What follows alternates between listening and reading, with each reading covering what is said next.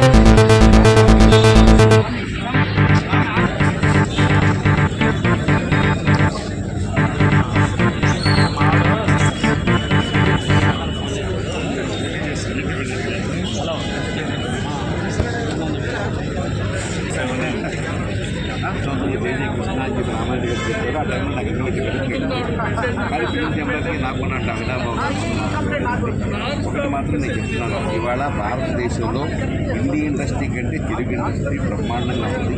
దాని గౌరవాన్ని నిలబెట్టే విధంగా వచ్చిన వాళ్ళందరూ కూడా చేయాలని మంచి ఉద్దేశం నేను చెప్తాను.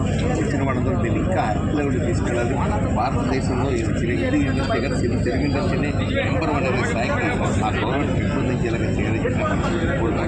గెలిచే వాళ్ళు ఎవరైనా కావచ్చు, వాళ్ళందరికీ నేను ధన్యవాదాలు చెప్తున్నాను. I wish all the best.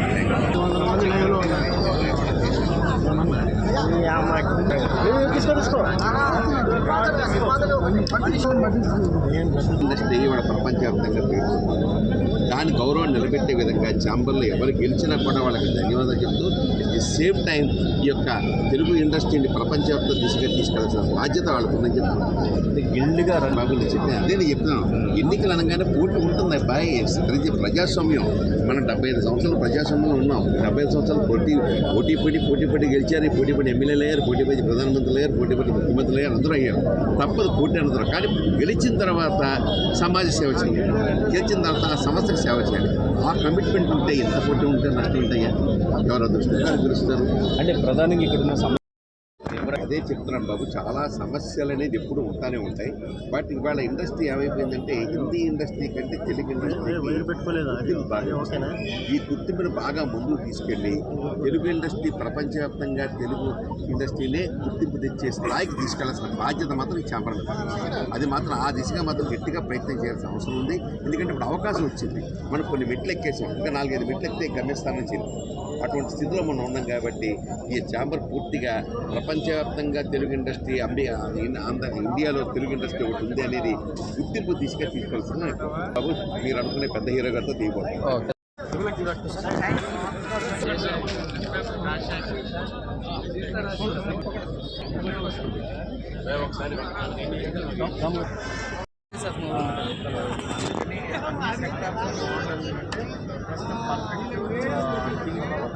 Fan స్ట్రాంగ్గా ఉండాలి.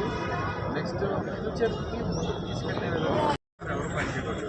ఇది కంప్లీట్గా ఒక సోషల్ సంజయ్ మైక్ పెట్టాడో లేదో చూడు. అలా ఎవరైతే వర్క్ చేస్తారో అలాంటి వాళ్ళు గెలిస్తే బాగుంటుంది అంటే మూవీ ఇండస్ట్రీకి అటు అంటే ఎందుకంటే ఎప్పుడు ఈ ఎలక్షన్ అనేది నాకు తెలిసి ఇండివిజువల్గా ఉండే వాళ్ళందరినీ ఒకటి చేస్తున్నారు. ఎలక్షన్ వల్ల ఏమవుతుందంటే ఇవాళ ఎప్పుడు పోటీగా ఉండే ప్రొడ్యూసర్ థ్యాంక్ యూ.